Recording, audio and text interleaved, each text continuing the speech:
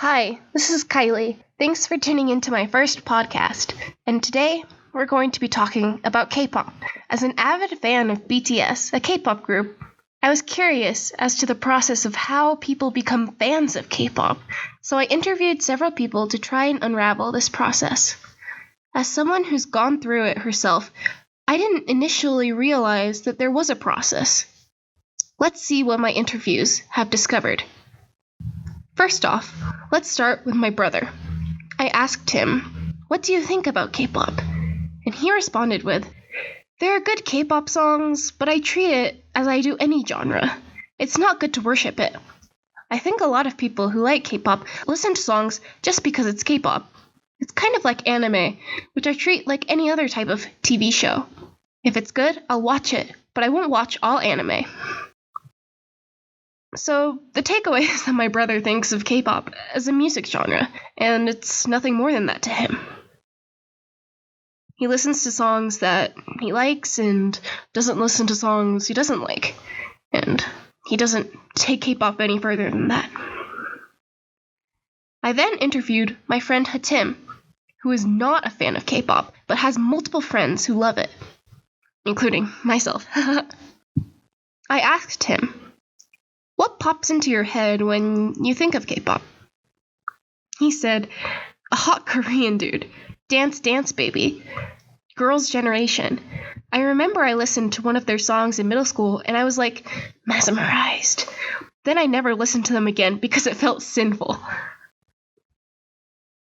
When I probed further, Hatim admitted to also thinking of K-pop as just another music genre, though he elaborated that K-pop has many unique aspects to it, including its hardcore dances and strong artist-audience relationship. But the key thing I picked up here is that Hatim spoke of these things from a very technical point of view. He did not partake in the culture of K-pop per se, though he knew about it and recognized it. He even called it sinful, as he said, as if he was embarrassed of becoming a fan. This is quite similar to fans of anime and other Asian cultural media, such as K-dramas and Japanese idols. Hatim has been watching more K-pop, thanks to me, and is slowly opening up to it. Next, we go to Eddie, a Korean individual. For him, K-pop is more nationalistic than anything. He is proud of its success, though he isn't a fan of the music. He did, however, offer some insight into what he thinks about what K-pop is. It's more than just the music. I think of the entire industry. They create more than just the music to sell. These days, singers are nurtured from early teens or younger. They are bred to do it. Singing isn't the main focus anymore. It's other entertainment areas, not just songs. It's a lot more than that. The revelation came when I watched someone open an album and it wasn't just a CD and song list anymore. That's when it really struck me. What Eddie is talking about is K-pop's breadth. Artists don't just sing, but also act in dramas, go on variety TV shows, do live streams for fans, etc. And albums come with lots of extras nowadays, such as photo cards, stickers, photo booklets, among other things, to make purchasing them worth it for fans who can easily get their music online. The industry has evolved to fit a digital age. Next, we go to my friend Emily. She calls herself a baby fan of BTS. I asked her the same question as I asked Hatim. "What pops into your head when someone mentions K-pop?" She responded, "Music. A stage with boys dancing, concerts." Now we see that the transition into fan is starting to take on a more personal aspect, such as the performance, which is a very much personal aspect of K-pop. We see this even more as she elaborated on her response. I asked her, "Is K-pop just music to you?" Her response was, "They definitely have some kind of movement push for something." So some of the albums like Love Yourself express the ideas that it's okay to like yourself. And it feels kind of genuine. Whereas other artists seem a little more shallow / only for the lyrics. This is kind of what makes them different, I think, than other bands like One Direction or Justin Bieber. What Emily is talking about is BTS's Love Yourself series of albums. Their message in these albums was to learn to love yourself, and they talked about it through themes like breakup and what it means to be an idol for them, and how they learn to love themselves through their fans. This is an entirely personal realm of K-pop. The messages that K-pop artists put forth are interpreted by their fans, which then form connections with the artist through them. Lastly, we go to Trinity, a friend of mine who considers herself a fan of multiple K-pop groups. When I asked her what pops into her head when K-pop is mentioned, she said, the BTS animal characters. She's actually referring to BT21, and this is quite an amazing response, as it is quite removed from the thought of K-pop being a music genre. BT21 is the line of animated characters that BTS created through a collaboration with the Japanese company Line. It has almost nothing to do with their music. It is simply a brand through which they can sell merchandise. For someone to realize that BT21 is connected to BTS, let alone that BT21 exists at all and is associated with K-pop in the first place, showcases just how far someone is in the fandom. Trinity then emphasized that she does not think of K-pop as just music, but rather a community. She said, I look at K-pop as a musical community because I've seen how the fans come together and support the artists and fellow fans in music and just life. We can see that by the time someone becomes a fully fledged K-pop fan, they now recognize K-pop as a community of individuals all celebrating and loving the cultural phenomenon that is K-pop. They recognize the many aspects that K-pop involves, even BT21, as far removed as that is, and take part in and appreciate the personal artist-audience connection through the artist's messages and multimedia content.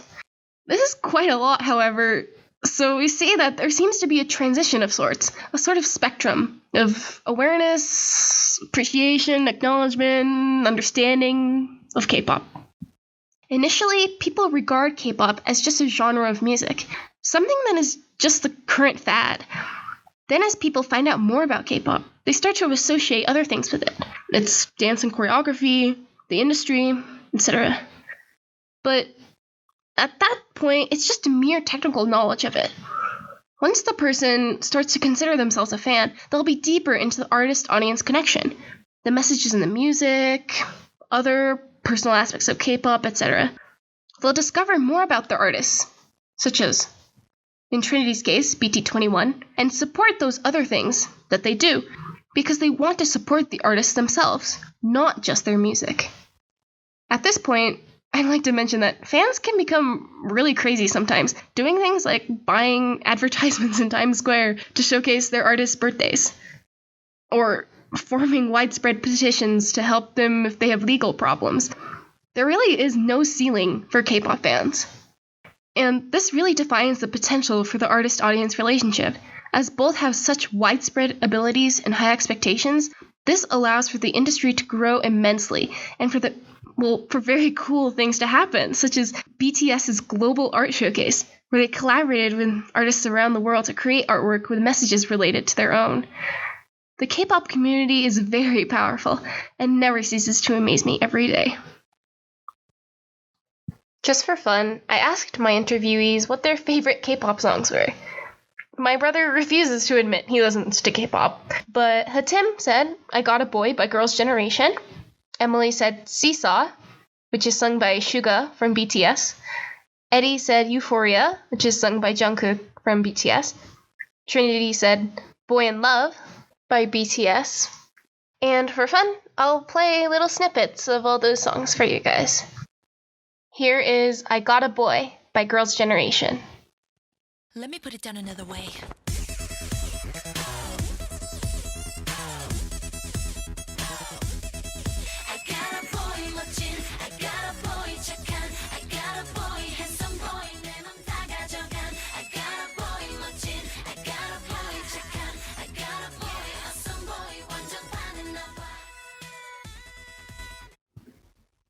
Here is Seesaw by Suga from BTS.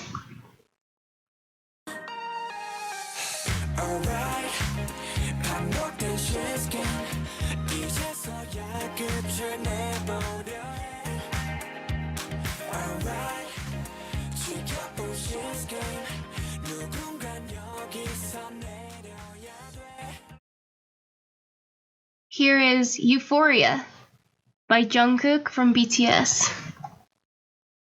저기 멀리서 바다가 들려 꿈을 건너서 숲을 넘어라 선명해지는 그곳으로 가 Take my hands now You are the cause of my euphoria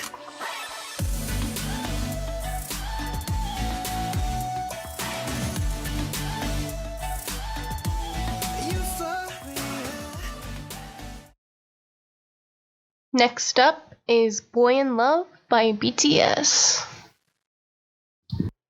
되고파 너의 오빠 너의 사랑이 난 너무 고파 되고파 너의 오빠 널 갖고 말 거야 두고 봐 왜 내 맘을 흔드는 건데 왜 내 맘을 흔드는 건데 왜 내 맘을 흔드는 건데